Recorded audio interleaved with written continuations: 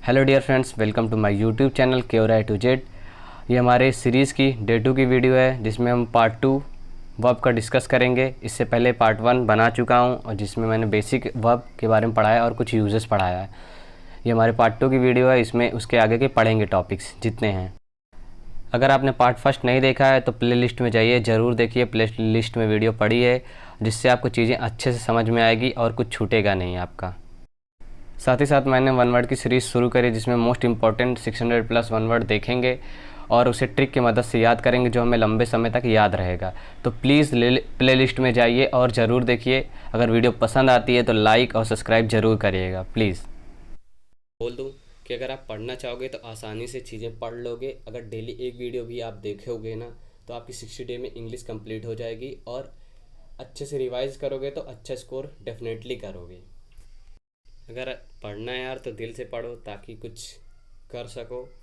मैं एक बात बोले दे रहा हूँ आपको, अगर आप अपनी प्रॉब्लम का रोना रोते रहोगे ना तो आपको कोई नहीं पसंद करेगा, नहीं अपने घर में आप रेस्पेक्ट बना पाओगे। समाज की बात छोड़ो, अगर आप अपनी प्रॉब्लम का हमेशा रोना रोते रहते हो तो कोई व्यक्ति आपको पसंद नहीं करेगा, हमेशा इग्नोर करेंगे सभी लोग। अगर कुछ बन के कुछ करके दिखाओगे ना तभी ये समाज आपको एक्सेप्ट करेगा, आपको रिस्पेक्ट देगा। आप अपने घर में रिस्पेक्ट बनाओगे, अपने माँ बाप की रिस्पेक्ट बना दोगे। तो अपनी मेहनत से अपने माँ बाप की रिस्पेक्ट बनाओ समाज में और ख़ुद की रिस्पेक्ट बनाओ, कुछ बन जाओ मेहनत करके। आइए एक थॉट देखते हैं। थॉट क्या है? जब तक तोड़ेंगे नहीं तब तक छोड़ेंगे। होता है बड़ा दंगल चलेगा, रे तोड़ हमार। आप अपने एग्ज़ाम को एज अ दंगल लो, दंगल के जैसे लो और उससे लड़ जाओ कुछ करने के लिए। बहुत सारी मोटिवेशनल बात हो गई, अब चलिए टॉपिक पे चलते हैं। आई होप आप कुछ करने के लिए सोचे होगे अपनी लाइफ में। इससे पहले वाली वीडियो में हमने मॉडल्स में कैन का यूज़, कुड का यूज़, मे का यूज़ और माइट का यूज़ पढ़ लिया था। अब इस वीडियो में हम सेल, विल का यूज़ और आगे के मॉडल्स का यूज़ पढ़ेंगे। तो पहला हमारा यूज़ क्या है? सेल और विल का यूज़। सेल और विल की बात की जाए तो सेल और विल का प्रयोग फ्यूचर की एक्टिविटी को दर्शाने के लिए, यानी कि फ्यूचर टेंस में हम करते हैं। फ्यूचर की एक्टिविटी को दर्शाने के लिए सेल और विल का प्रयोग करते हैं। ठीक है, ये तो सभी को पता है सेल और विल का फ्यूचर में प्रयोग करते हैं, बट किन सब्जेक्ट के साथ करते हैं ये चीज़ बहुत लोग कंफ्यूज होते हैं। पहली बात, नॉर्मल कंडीशन में आई और वी के साथ सेल का यूज करते हैं, आई और वी के साथ सेल का यूज करते हैं। नॉर्मल कंडीशन होती है जो नॉर्मल सेंटेंस होते हैं। एक नोट है जिसको हम बताएंगे तो उसमें आप समझ जाओगे, और जगह चेंज हो जाता है। वहाँ बिल यूज होता है इसके साथ और इनके साथ सारे सब्जेक्ट के साथ सेल यूज होने लगता है, तो कंडीशन अलग है। पहले ये समझ लीजिए। आई और वी के साथ क्या यूज करते हैं? हम सेल का यूज करते हैं। थर्ड पर्सन सब्जेक्ट जो है ही, सी, इट, दे, यू और अदर नाउन, कोई भी नाउन हो गया, जैसे डॉग हो गया, बॉय हो गया और किसी का नाम हो गया, तो उसके साथ हम क्या यूज करेंगे? विल यूज करेंगे। नाउन से मतलब यहाँ पे ये है कि जैसे डॉग हो गया, बॉय हो गया, टीचर हो गया, कोई भी कॉमन नाउन हो गया, प्रॉपर नाउन हो गया, तो उसके साथ हम क्या यूज करेंगे? विल का यूज करेंगे। सेल किसके साथ सिर्फ यूज करते हैं? आई और वी के साथ, और बाकी के साथ विल का यूज करते हैं। एग्जाम्पल देख लेते हैं थोड़ा, और इसमें कुछ है नहीं है, बस इतना ही समझना। इन सब्जेक्ट के साथ विल का यूज करते हैं, इन सब्जेक्ट के साथ सेल का यूज करते हैं। एग्जाम्पल देखते हैं। He will get good mark this year, वह अच्छा मार्क्स पाएगा, इस ईयर वह अच्छा मार्क्स पाएगा। ठीक है, एग्जाम्पल समझ में आया। ही यहाँ पे हमारा क्या है? थर्ड पर्सन, इसके साथ हम विल सब्जेक्ट विल यूज करें, हेल्पिंग वर्ब। ठीक, और इसके बाद I shall go to the Mumbai in the evening, मैं शाम को मुंबई जाऊँगा, इसका मतलब ये है। अब आई के साथ हमने बताया ना सेल का यूज करते हैं, सेल मॉडल का यूज करते हैं, सेल का। ठीक है, अब यहाँ देखिए रोहन से थर्ड सेंटेंस में, रोहन बिल, ये बिल की जगह क्या आ गया? सॉरी। थर्ड एग्जांपल, यहाँ पे third example, Rohan will solve this question. Rohan देखिए एक नाउन है, मैंने बताया ना नाउन के साथ एक प्रॉपर नाउन है, नाउन के साथ क्या यूज करते हैं? विल का यूज करते हैं। बस इस टॉपिक पे आपको यही ध्यान देना है। आई वी के साथ shall, he, she, it, they, you और नाउन के साथ विल का यूज करते हैं।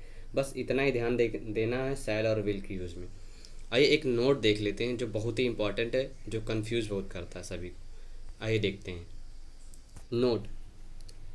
डिटर्मिनेशन दृढ़ संकल्प, थ्रेट धमकी, प्रॉमिस वादा, कमांड आदेश, कंपल्सन अनिवार्यता, ये सब चीज़ें अगर सेंटेंस में दिखे, सेंटेंस का भाव ये सब निकल आ रहा है, ये सब भाव दे रहा हो सेंटेंस, तब पूरा केस बदल जाता है, पूरा सीन ही बदल जाता है सेंटेंस में। तब क्या होता है, आई वी के साथ हम विल यूज करने लगते हैं, थर्ड पर्सन प्रोनाउन के साथ और नाउन के साथ शैल यूज करने लगते हैं, पूरा केस ही बदल जाता है। अगर सेंटेंस में धमकी का भाव प्रकट हो, आदेश का, अनिवार्यता, दृढ़ संकल्प का भाव हो या वादा का भाव हो, तब आई के साथ विल का यूज करते हैं, आई वी के साथ विल का, see it he they you noun के साथ शैल का यूज करते हैं, पूरा चेंज हो जाता है, अपोजिट हो जाता है। इस बात को ध्यान रखना है आपको। आइए एग्जाम्पल देखते हैं, ज़्यादा समझ में आएगा।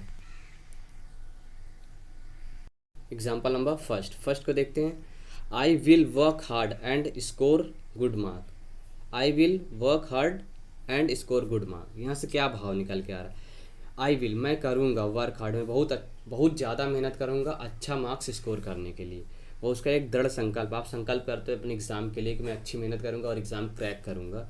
उसी तरह यहाँ पे भी है, आई विल वर्क हार्ड, मैं बहुत मेहनत करूँगा और एग्ज़ाम क्रैक करूँगी या गुड मार्क स्कोर करूँगा। ये उसका क्या है, दृढ़ निश्चय है, डिटर्मिनेशन है, डिटर्मिनेशन का भाव है, इसलिए आई के साथ विल का यूज करते हैं। नॉर्मल कंडीशन में तो हम आई के साथ शैल यूज करते हैं, बट ऐसी कंडीशन हो, दृढ़ संकल्प हो, थ्रेट धमकी हो, कंपल्सन हो, कमांड हो, तब चेंज हो जाता है पूरा केस। आई होप आप समझ पा रहे होंगे क्या मैं कहना चाह रहा हूँ। यहाँ दृढ़ संकल्प का भाव प्रकट हो रहा है तो आई के साथ विल का यूज हमने कर दिया, शैल का नहीं किया। शैल नॉर्मल कंडीशन में होता है। और दूसरी सेंटेंस देखते हैं, यू शैल। अब यू के साथ देखिए यहाँ शैल यूज होता है, जबकि हम विल का यूज करते हैं नॉर्मल कंडीशन। यहाँ कंडीशन क्या है हम देखते हैं, you shall we hear before 5 PM for the meeting. ये देखिए कंपल्सन हो गया, क्योंकि मीटिंग के लिए कंपल्सन है, आपको यहाँ पे 5 बजे से पहले मीटिंग पे आ जाना है, आपको मीटिंग के लिए आ जाना पड़ेगा। ये कंपल्सन हो गया किसी के लिए, कोई मीटिंग में जा रहा है व्यक्ति और वो 5 बजे से पहले उसको पहुंचना है, ये इसके लिए कंपल्सन है। अगर नहीं पहुंचा तो मीटिंग में नहीं बैठ पाएगा, ऐसा कुछ कंपल्सन है। तो उसके लिए कंपल्सन का भाव यहाँ प्रकट हो रहा है, इसीलिए हम यू के साथ विल के बजाय शैल का यूज किए हैं, क्योंकि यहाँ कंपल्सन का भाव प्रकट हो रहा है। आई होप आप समझ पा रहे होंगे मैं क्या कहना चाह रहा हूँ। थर्ड एग्जाम्पल देखते हैं, आई विल किल यू। सीधे सीधे सेंटेंस से पता चल रहा है कि ये धमकी है, आई विल किल यू, मैं तुम्हें मार दूंगा। धमकी का भाव प्रकट हुआ तो आई के साथ शैल का यूज नहीं करेंगे, विल का यूज करते हैं। आप अक्सर देखें I will kill you, movies में सुनते होंगे, हर जगह सुनते रहते हैं आई विल किल यू। तो क्यों विल का यूज करते हैं, शैल का क्यों नहीं करते हैं, क्योंकि यहाँ पे धमकी का भाव प्रकट हो रहा है, इसीलिए हम विल का यूज कर रहे हैं। पूरा केस यहाँ चेंज हो जाता है। और नॉर्मल कंडीशन में आई के साथ शैल का यूज करते हैं और वी के साथ शैल के। अब फोर्थ एग्जाम्पल देखते हैं, you shall leave the room at once.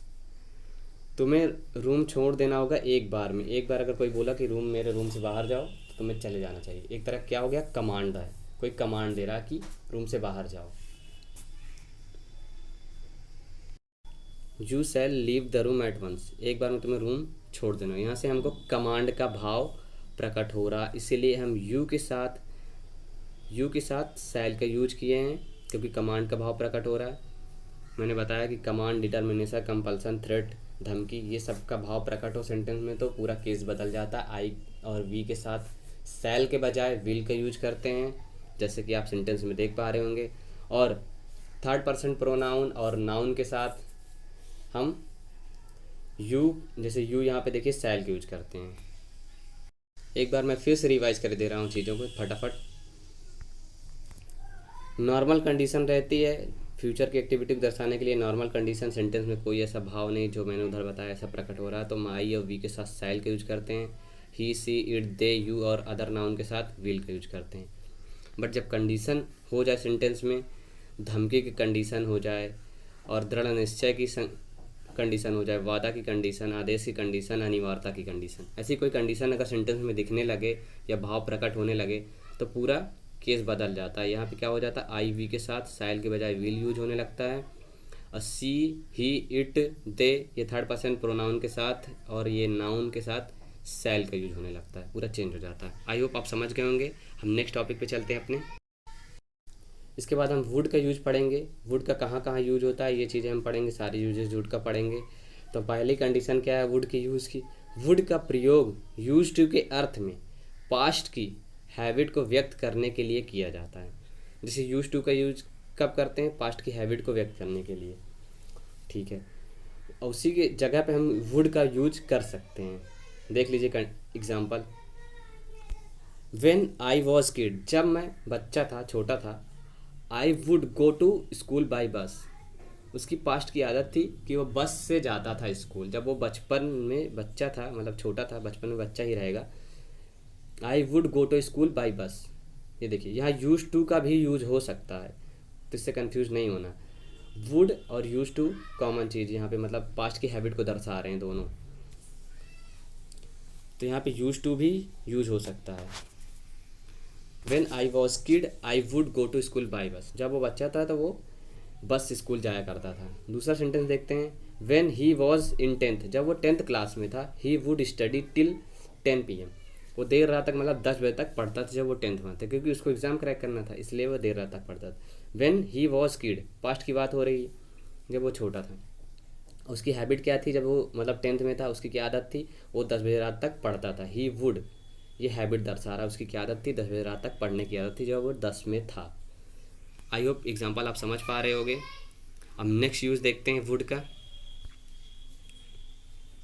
Next use, would का प्रयोग पोलाइट रिक्वेस्ट के लिए इंट्रोगेटिव सेंटेंस में किया जाता है। इंट्रोगेटिव सेंटेंस में करते हैं, ये चीज़ ध्यान रखना।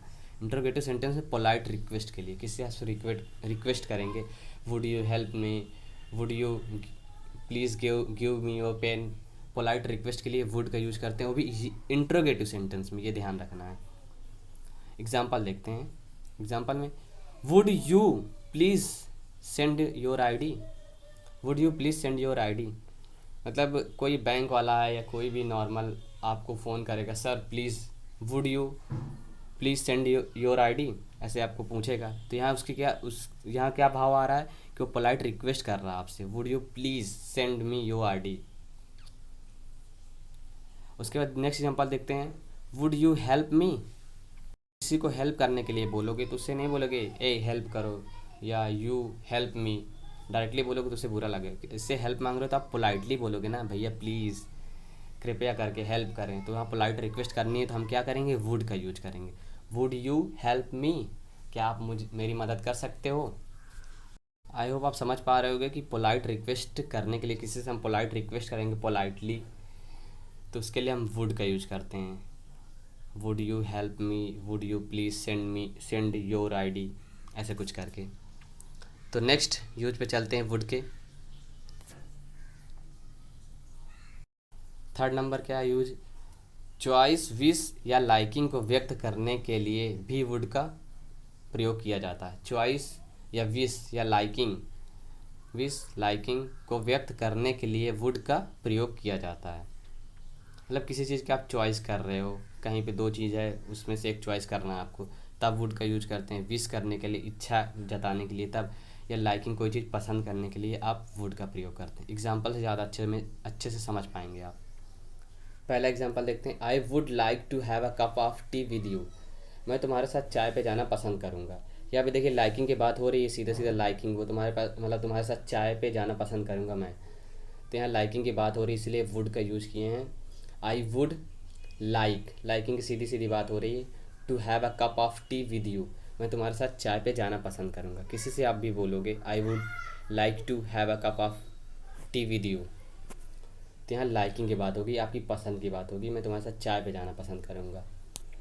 उसके बाद चॉइस की बात की जाए, I would prefer to stay at hotel, वो प्रेफर करेगा होटल पे रुकना, उसकी ये चॉइस है, एक तरह की विश है कि वो प्रेफर करेगा होटल पे रुकने के लिए, प्रेफर करता है कि मैं होटल पे रुकूंगा और कहीं नहीं जाऊंगा, उसकी विश है, अपनी विश व्यक्त कर रहा है। थर्ड एग्जांपल की बात करें तो I would rather die than beg, I would rather die than beg, वो मरना पसंद करेगा भीख मांगने के बजाय, वो मरना पसंद करेगा, वो चॉइस कर रहा है कि मैं मर जाऊंगा लेकिन भीख नहीं मांगूंगा। यहाँ पे देखिए वो चॉइस कर रहा है, सीधे सीधे सेंटेंस से आपको समझ में आएगा।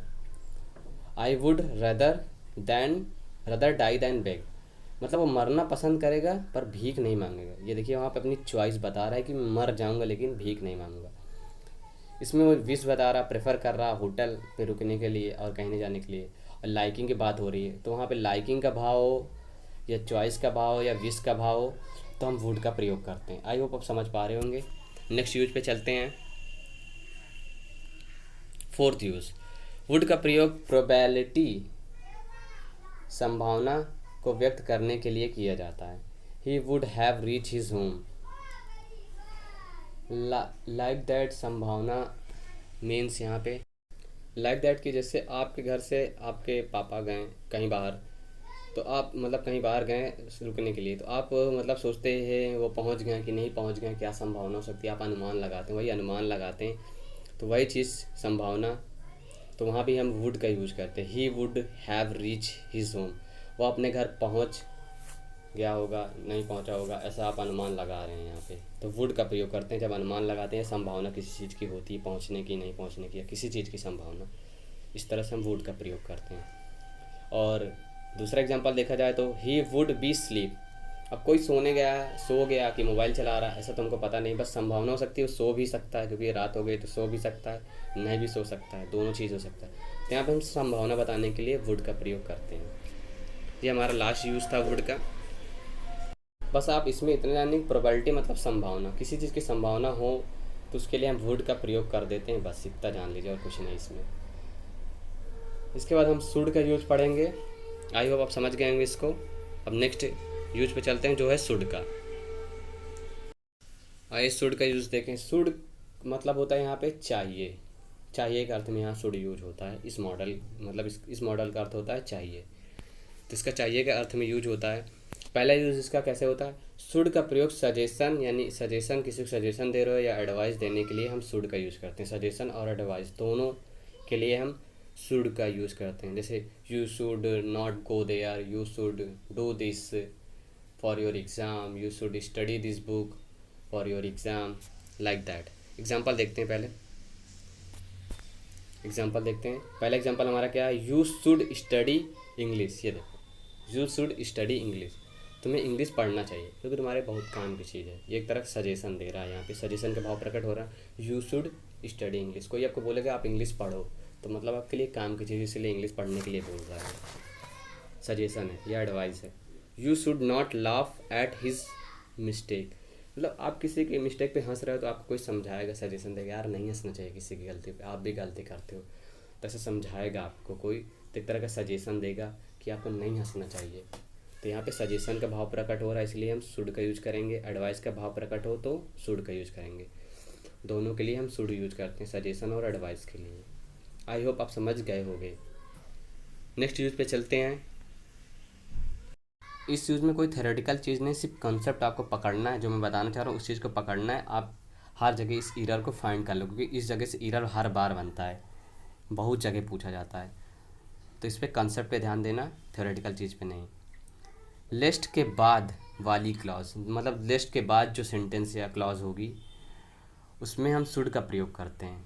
इसका मतलब लिस्ट आएगा तभी हम बाद वाली क्लॉज में शुड का यूज़ करेंगे। एग्जांपल में देखिए, ज़्यादा अच्छे समझ में आएगा।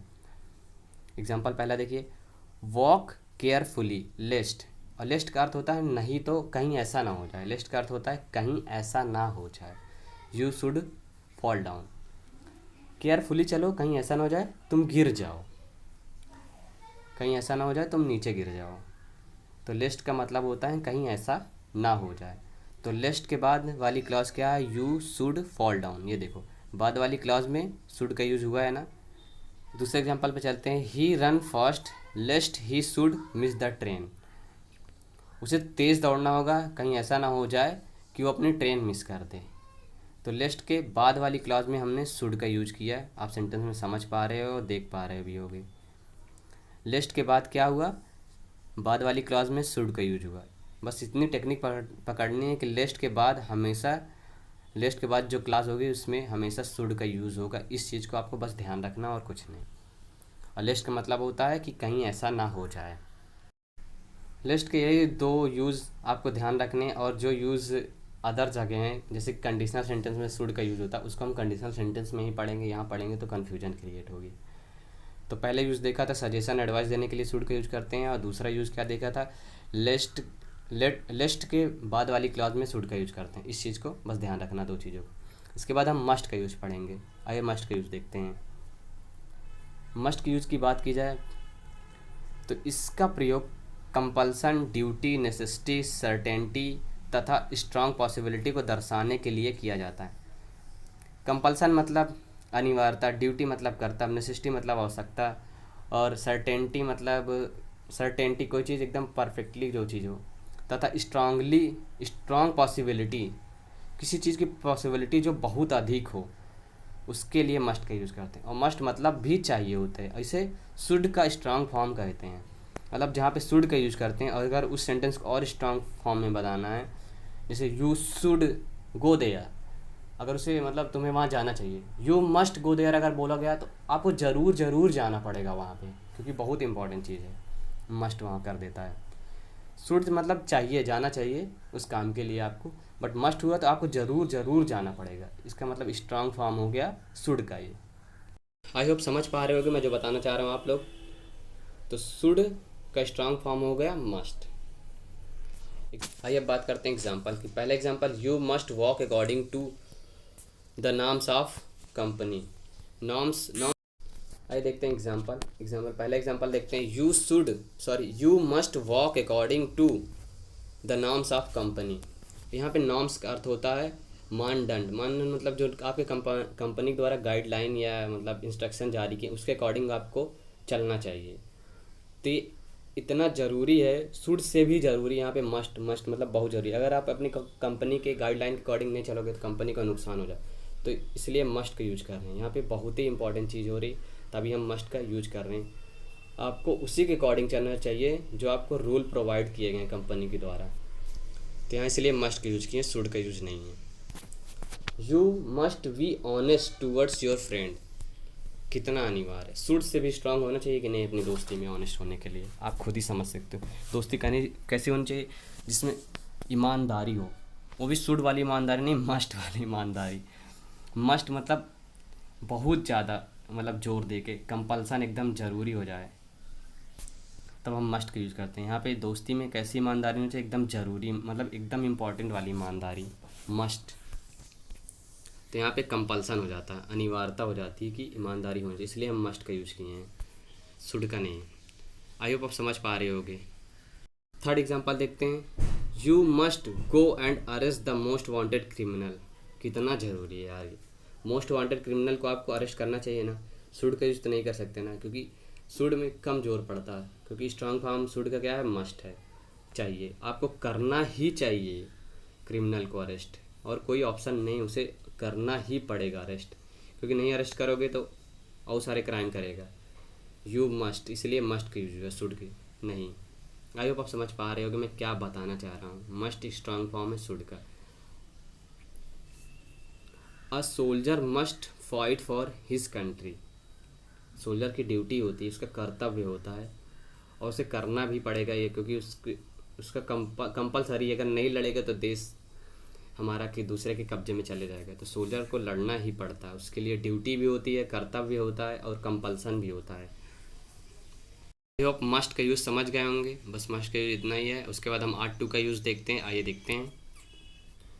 पहली कंडीशन क्या है आर्ट टू को यूज़ करने की, आर्ट टू का प्रयोग मोरल ऑब्लिगेशन, नैतिक कर्तव्य या ड्यूटी को व्यक्त करने के लिए करते हैं। नैतिक कर्तव्य जो हमारे नैतिक जीवन की बात होती है, उस ड्यूटी को व्यक्त करने के लिए हम ought to का यूज़ करते हैं। जैसे कि एग्जांपल देखते हैं, he ought to love our country, we ought to love our country, हमें अपने देश को प्यार करना चाहिए, हमारा नैतिक कर्तव्य बनता है। ड्यूटी छोड़ो, नैतिक कर्तव्य बनता है। ड्यूटी की बात नहीं हो रही यहाँ पे, नैतिक कर्तव्य की बात हो रही है। ड्यूटी अलग चीज़ होती है और नैतिक कर्तव्य अलग चीज़ होती है। नैतिक कर्तव्य होता है एक विश्वासी होने के भाव से अपने देश को प्यार करना चाहिए, जो सभी लोग करते हैं अपने देश को प्यार। आप तो करते हो ना अपने देश को प्यार, डेफिनेटली करते होगे। नेक्स्ट एग्जांपल देखते हैं, we ought to obey our parents, ये भी हमारा नैतिक कर्तव्य बनता है। नैतिक जीवन की बात हो रही है, नैतिक कर्तव्य कि हमें अपने पेरेंट्स की बात माननी चाहिए, उनके आज्ञा का पालन करना चाहिए। लेकिन आज के बच्चे कहाँ करते हैं यार। मैं करता हूँ, आप करते हो? बताना कमेंट में ज़रूर। We ought to obey our parents, अपने पेरेंट्स की आज्ञा का पालन करना चाहिए, हमारा क्या बनता है, नैतिक कर्तव्य। आइए देखते हैं थर्ड एग्जांपल। एग्जांपल में एक गलती हो गई थी, ऑट की जगह आर आ गया था, ये मैंने सही कर दिया, आप यही देखेंगे। You ought to help those who are in trouble, in need and trouble, आप लोगों को उनकी मदद करनी चाहिए जो ज़रूरतमंद है और मुसीबत में हैं। एक इंसानियत के नाते हमारा नैतिक कर्तव्य बनता है, एक इंसान होने के नाते एक नैतिक कर्तव्य बनता है कि हमें उन लोगों की मदद करनी चाहिए जो ज़रूरतमंद है और मुसीबत में। खासकर इस टाइम जो कोरोना काल चल रहा है, इस टाइम में हमको लोगों की मदद ज़रूर करनी चाहिए, क्योंकि हमारा नैतिक कर्तव्य बनता है। नैतिक कर्तव्य बनता है, इसलिए हम यहाँ पे क्या ought to का यूज़ करें हैं, क्योंकि शुड का यूज़ नहीं करेंगे, क्योंकि नैतिक कर्तव्य की बात हो रही, इसलिए हम ought to का यूज़ करते हैं, किए हैं यहाँ पे। आई होप आप समझ पा रहे हो सेंटेंस में। You ought to help those who are in need and trouble। I hope समझ गए होगे आप, जो लोग मुसीबत उनकी हमें मदद करनी चाहिए, हमारे नैतिक कर्तव्य बनता है। ये हमारा लास्ट मॉडल था, यहीं पे हमारा मॉडल टॉपिक ख़त्म होता है। इसके बाद हम प्राइमरी ऑक्सिलरी वर्ब के यूजेस पढ़ेंगे। हमने मॉडल के सारे यूजेस पढ़ लिए हैं। आई होप आप सारे समझ गए होंगे। अगर जो चीज़ें नहीं समझ में आई हो कमेंट पे ज़रूर बताना, उसके लिए मैं एक डाउट क्लास बना दूँगा। Thanks for watching. अगर वीडियो पसंद आई हो तो ज़रूर लाइक और सब्सक्राइब और शेयर ज़रूर करना, इससे मुझे मोटिवेशन मिलेगी और आपके लिए वीडियो डेली बेसिस पे डालता रहूँगा। आप डेली एक वीडियो देखिए, आपका इंग्लिश टॉपिक इजीली ख़त्म हो जाएगा। तो मिलते हैं नेक्स्ट वीडियो में, तब तक के लिए bye bye and take care. मिलते हैं जल्दी नेक्स्ट वीडियो में। नेक्स्ट वीडियो में हम पढ़ेंगे प्राइमरी ऑक्सिलरी वर्ब और उनके यूजेस।